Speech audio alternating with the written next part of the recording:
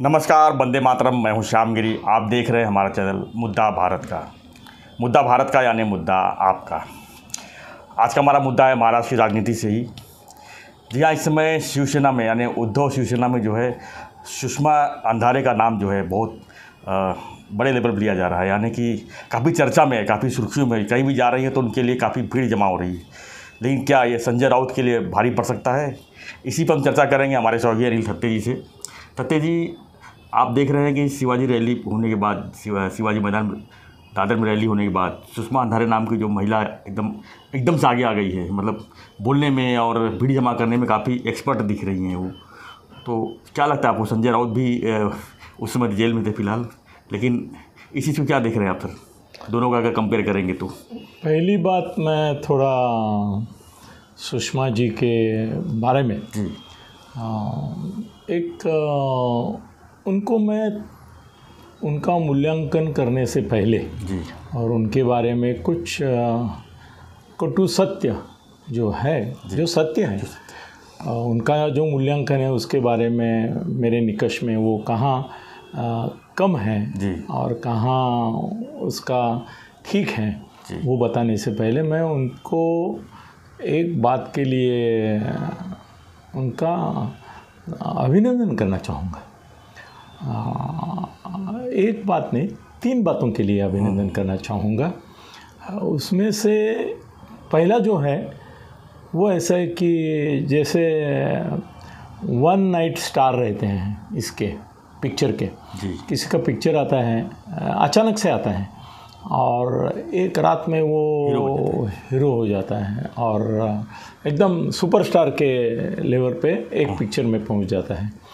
वैसे ये सुषमा ताई जो है वो एक शिवाजी पार्क के रैली में इतनी छा गई कि पूरे महाराष्ट्र में उसकी क्रेज़ हो गई। बात मान्य करनी पड़ेगी सुषमा ताई के बारे में कि उसकी क्रेज़ है कि नहीं, तो इसका सवाल का जवाब है। दूसरी बात ये है कि शिवसेना में बहुत सारी महिला नेताएं पहले से थी। उसमें से नीलम ताई जो है वो उपसभापति होने के कारण थोड़ी पॉलिटिक्स से उनको अलग रहना पड़ता है, मगर फिर भी वो एक अच्छी वक्ता, नेता और मुख्यमंत्री का सीएम मटेरियल जिसको बोल सकते हैं उस प्रकार की हैं। कल हमने चर्चा भी की थी उसके ऊपर। तो अचानक से आने के बाद भी ये सबको पीछे रख के, ये जो भी महिला नेता शिवसेना में उद्धव के पास है, उनको सबको पीछे ये करके सुषमा ताई जो है वो आगे बढ़ गई। तो वही मामूली नहीं था। अभी 15-15, 20-20 साल ये दूसरी जो महिला नेता है वो इसमें काम की हुई है शिवसेना में, तो उनको पीछे रखना और आगे जाना। और एक बात है कि वो बोलते समय ना मुझे भी थोड़ा सा संकोच होता है, क्योंकि बहुत असभ्य, अश्लाघ्य और सब मर्यादा छोड़ के उनके ऊपर जो टीका टिप्पणी की जाती है सुषमा ताई के ऊपर, वो कभी कभी बोलने वालों को शर्म नहीं होती, मगर सुनने वालों को, मेरे जैसे जो सुनने वाले हैं, उनको शर्म आ जाती है कि एक महिला है, उसके बारे में आप कहाँ तक क्या बोलेंगे, उसकी कोई मर्यादा आप रखेंगे कि नहीं। एक महिला करके कोई स्थान होता है, मान होता है, सम्मान होता है, उसके स्त्रीत्व की एक आपको ये करनी होती है, कदर करनी होती है, आदर करना होता है।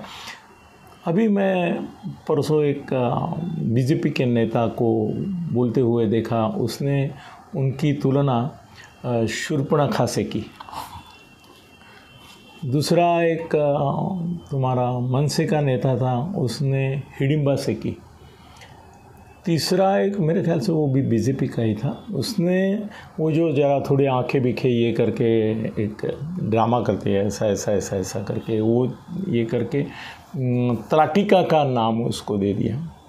सर ऐसा है कि किसी भी औरत को देखो, ये आंध्र में तेलुगु देशम की एक खासदार थी और उसको भाजपा का एक नेता ने शूर्पणखा संसद में कहा था और उसके ऊपर बहुत बड़ा हंगामा मच गया था कि आपने ऐसे कैसे कहा जी।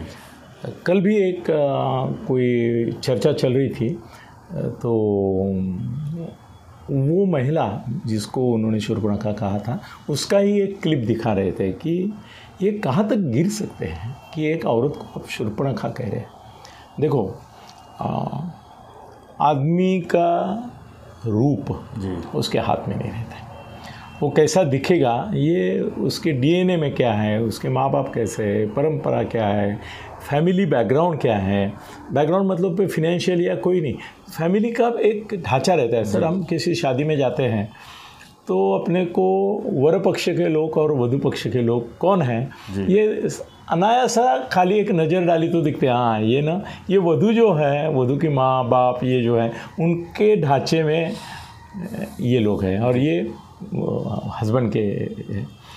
तो किसी के रूप या कुरूप होने के लिए आप अगर उसको गाली प्रदान करें तो कतई वो ठीक नहीं है।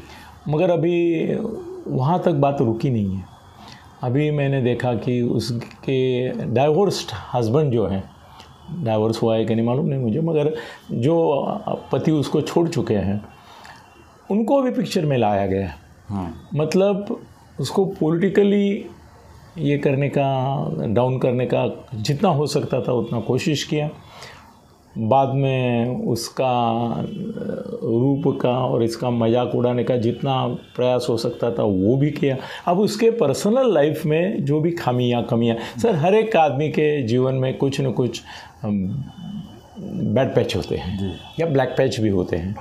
तो उसका राजनीति से संबंध अगर है तो आप जोड़ो, नहीं तो उसके बारे में मत कहो। मगर मैंने सुषमा ताई के बारे में देखा है कि अभी उनकी पर्सनल लाइफ के बारे में भी बहुत सारी उलट सुलट चर्चाएं उनके विरोधी लोग जो हैं वो छेड़ रहे हैं। अब यहाँ पे मैं उनको एक सर्टिफिकेट नहीं, कैरेक्टर सर्टिफिकेट नहीं दे रहा हूँ, मैं इतना ही कहूँगा कि इस सब के बावजूद वो डटी रही है, वो पीछे नहीं हटी है। वो उसका आत्मविश्वास जो है बोलने का वो आज भी कायम है। तुम शूर्पणखा बोलो, हिडिंबा बोलो, उत्तराटिका बोलो, कुछ भी बोलो, मैं जो हूँ वो हूँ और मैं लड़ती रहूँगी। मेरे रूप, मेरे पर्सनल लाइफ के बारे में आप कुछ बोलो, मेरे को फ़र्क नहीं पड़ता। यहाँ तक मैं उसका एक समर्थन किया हूँ मैं अभी। मगर छोटा मुंह बड़ी बात, इस तरह से वो बोलती है। अभी संजय और उसकी तुलना तक मैंने को आने को ज़रा थोड़ा टाइम है, मगर उसके बारे में कमियां ऐसी है। एक तो पॉलिटिकली वो ऐसे एक सॉफ्ट टारगेट है कि वो इसके पहले दूसरे पार्टी में थी जी, और वो पार्टी में जब थी तब उन्होंने बाला साहब से लेके उद्धव से लेके सबके बारे में इतनी भली बुरी बातें कही है। वो उसका स्वभाव है। आज भी वो शिवसेना की वक्ता प्रवक्ता नेता करके जो बातें कर रही है वो भी कभी कभी मतलब सभ्यता और इसके चौखट में नहीं बैठती है, विपरीत है और विपरीत है, और उसको अधिकार नहीं है इस तरह से। अभी राणे साहब से लेके सबके बारे में, वो शिंदे साहब के बारे में, फडणवीस साहब के बारे में, अरे इनकी जीवन उन्होंने समर्पित किया है। वो अलग टाइप के लोग हैं। उन्होंने जीवन में जो अचीवमेंट्स किए हैं उसमें से 1% भी आपके पास अचीवमेंट नहीं। आप उनको इस तरह से नहीं बोलना चाहिए। फिर भी वो बोलती है, और वो पहले बाला साहब के बारे में भी बोली है, क्योंकि उसका कैसे है ना कि उसको अभी आज तो एक ने किसी को बोला कि भाई उनको भाड़े तत्वों पर लाए गए जैसे वक्ता रहते, श्रोता तो रहते ही है जी, मगर वक्ता भी रहते हैं, वक्ता भी बुलाए जाते हैं, वक्ता ही बुलाए जाते हैं कि भाई आप हमारे ओर से बोलो, आपको ये करेंगे। तो उसने आज टीका टिप्पणी मेरे ख्याल से बीजेपी और शिंदे गुट के वो जो प्रवक्ता हैं उन्होंने की है कि ये बड़े के टट्टू हैं, उनको बोल दिया तुम बोलो बोलो बोल रहे हैं। तो मुझे ऐसा लगता है कि उनमें वो तपश्चर्या नहीं है, एक राजकीय भी तपश्चर्या होती है, जो फडणवीस किए हैं, जो तुम्हारे शिंदे साहब किए हैं, जो बाला साहब की भी थी और उद्धव जी की भी मैं बोलूँगा कि है। तो वो जिस तरह से बड़े लोगों के बारे में छोटी बातें करती हैं, उसमें ऐसा लगता है कि उसका जो मेंटल लेवल है वो बहुत एकदम निचले स्तर पर है, ऐसे स्तर पे हैं कि जो हास्यास्पद ही नहीं लज्जास्पद भी लेवल पे जाता है। कहीं ऐसा तो नहीं कि बड़े लोगों को बोलूँगा तब मेरे लोग देखेंगे? हाँ, वो बात तो होती है। देखो, छोटे को बड़ा बनना है तो बड़े के खिलाफ बोलना है उसको, ये तो होता है, तो उस तरह से भी बोलती होगी। मगर उसको एक ख्याल रखना चाहिए कि मैं कौन हूँ, कहाँ हूँ, मेरी जीवन की तपश्चर्या क्या है, मेरा अभ्यास क्या है, मैंने क्या किया है, मेरी कंट्रीब्यूशन अगर दिखाने जाओगी तो बकवास उस पार्टी में तब भी बकवास, ये पार्टी में आई तो भी बकवास के आगे मैंने क्या किया है, कुछ नहीं किया।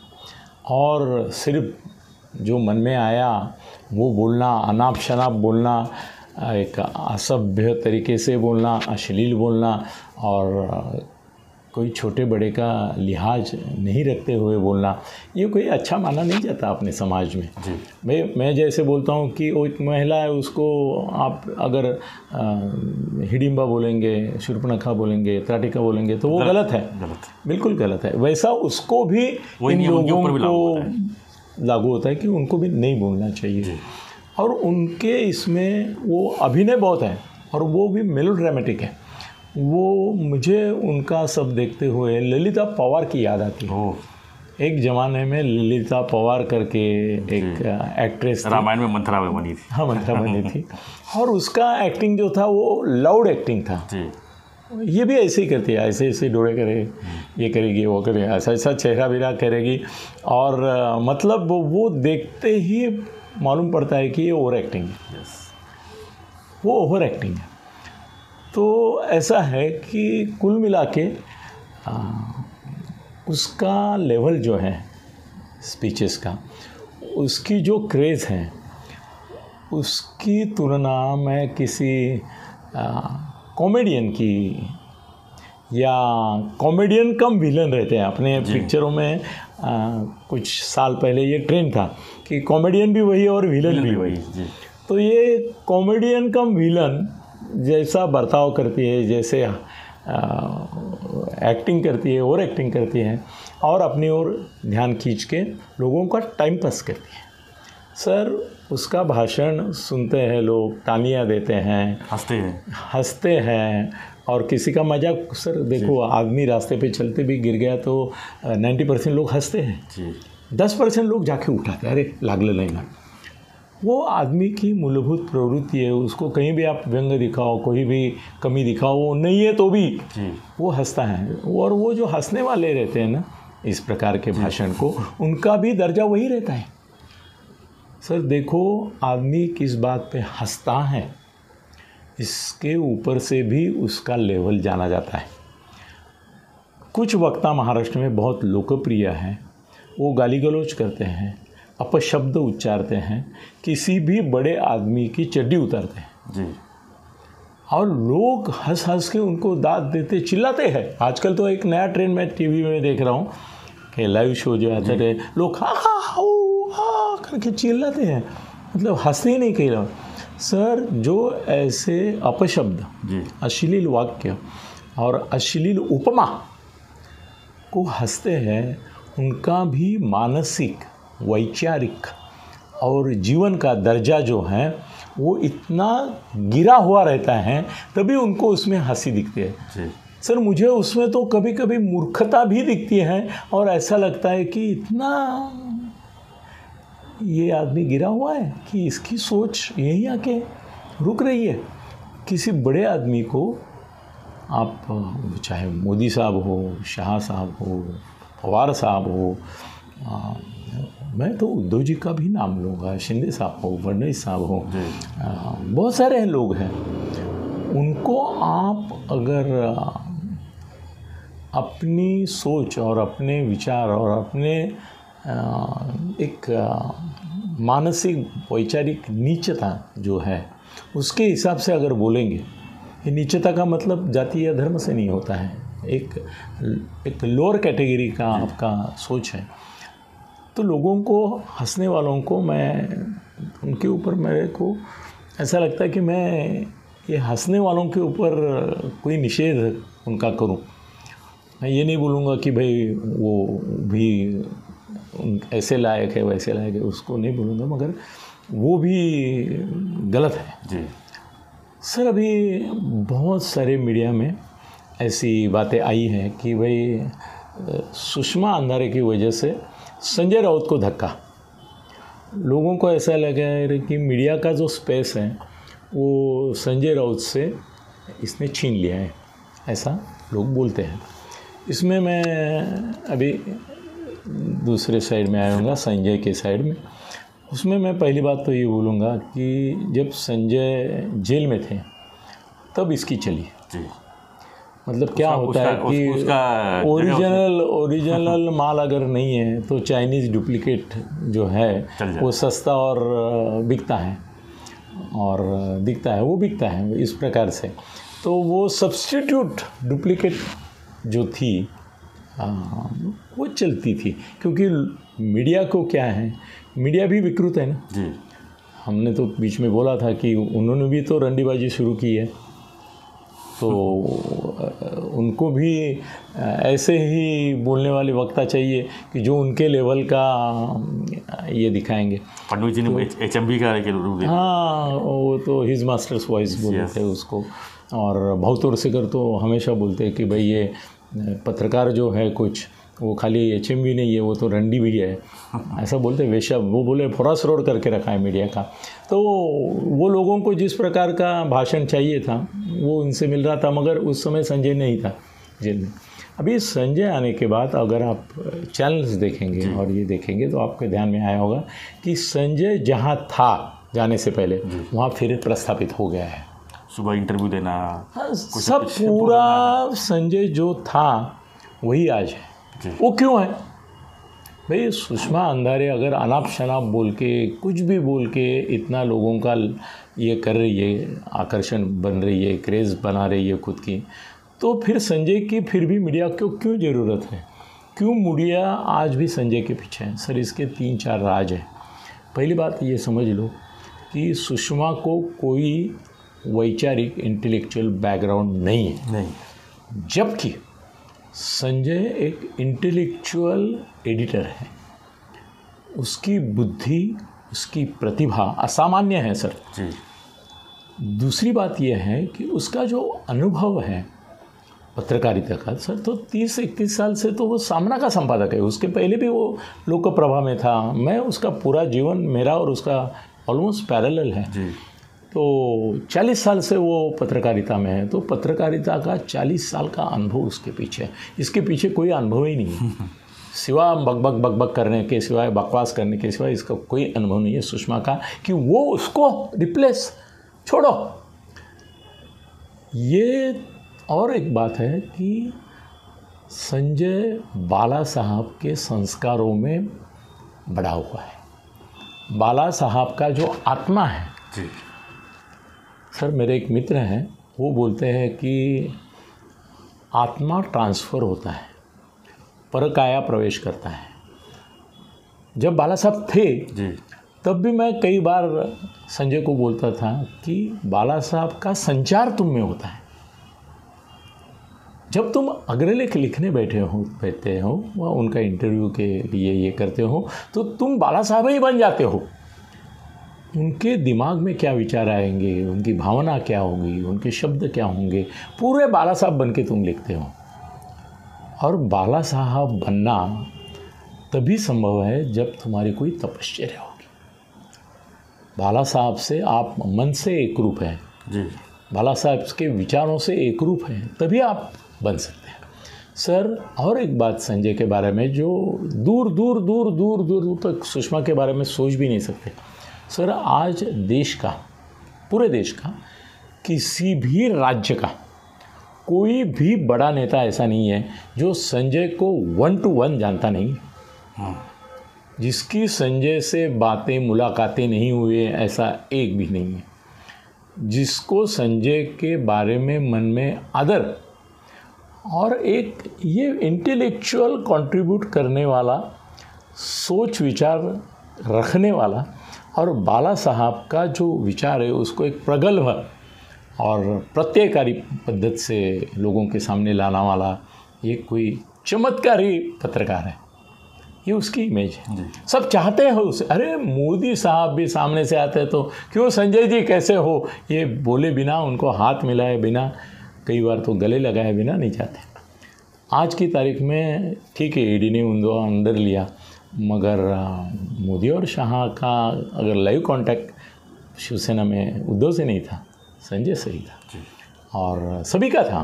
फडणवीस के भी खास दोस्त अगर कोई होंगे तो संजय ही थे। संजय का सबसे दोस्ती है, दोस्ताना है।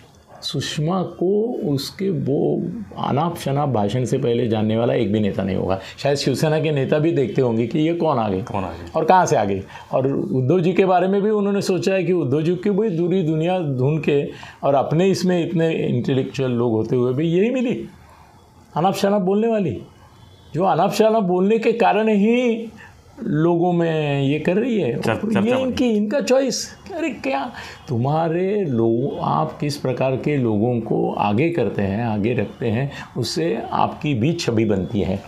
आज उद्धव के बारे में मैं दुर्दैव से कहूँगा कि उनकी ट्रेजेडी ये है कि पहले उनकी इमेज संजय बनाता था, अब ये सुषमा अंधारे उनकी इमेज बन गई है।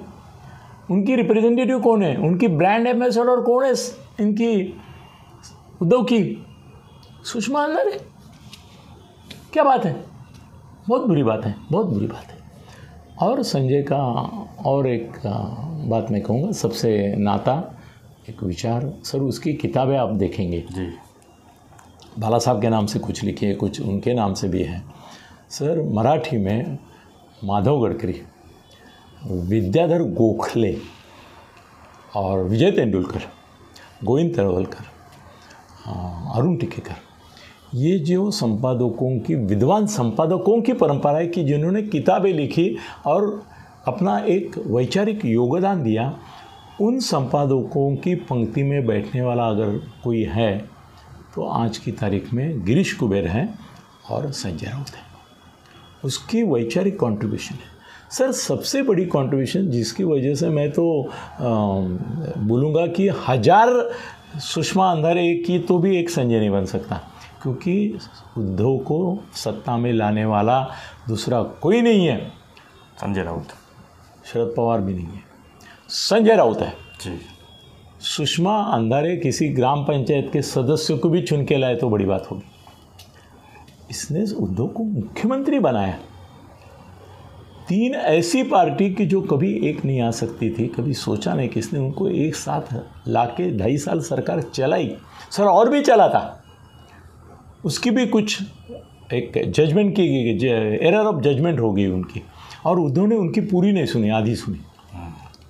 मगर महाराष्ट्र में सत्ता लाने वाला संजय है, और जब संजय को जो महत्व देना चाहिए वो मीडिया आज दे रहा है, क्योंकि मीडिया को भी मालूम है कि भाई संजय मतलब शिवसेना, शिवसेना का जो विचार है, आचार है और प्रचार है और आगे चल के उसका भवितव्य है, वो सर मैं नहीं मानता कि उद्धव से निकलते हैं।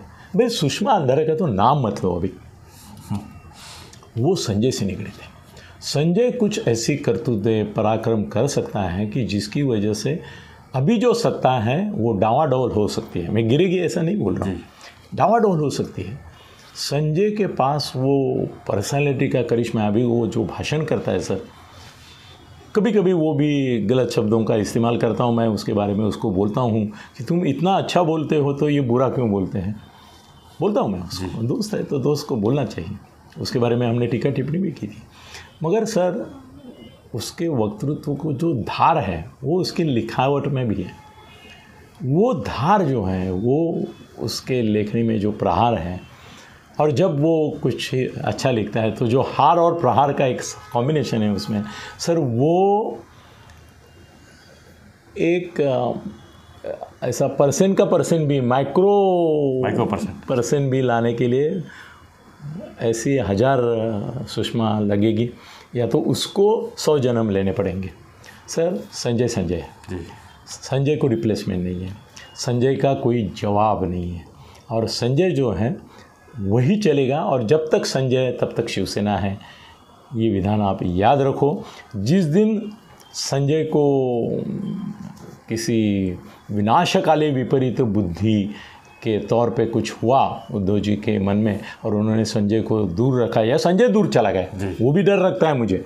मैंने ऐसा सूचित भी किया था कि भाई संजय भी नाराज़ है, ऐसा बोला था मैंने। तो ऐसा अगर हुआ तो फिर शिवसेना को भवितव्य नहीं रहेगा।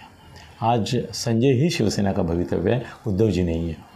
बड़ी बात। तो संजय है और उसकी कोई रिप्लेसमेंट नहीं। तो सुषमा अंधारी उसके ऊपर भारी पड़ेगी, ऐसा बोलना मतलब मोदी के ऊपर तुम्हारा अपना थाना का कोई अध्यक्ष इधर का होगा वो भारी पड़ेगा, ऐसा बोलना होगा। वो तो अभी पंचायत समिति की सदस्य होने लायक भी नहीं है, और ये तो महाराष्ट्र में खासदार कब से बना हुआ है। ये मंत्री भी बन सकता, वो नहीं बना। वो बोला, बाला साहब ने जब बोला तुम मंत्री बनो वाजपेयी के ज़माने, उसने बोला मुझे सामना का ध्यान देना है। सो उसने भी त्याग कम नहीं किया है, उसके बारे में कभी बोलेंगे। संजय, तेरी तुलना किसी से नहीं हो सकती।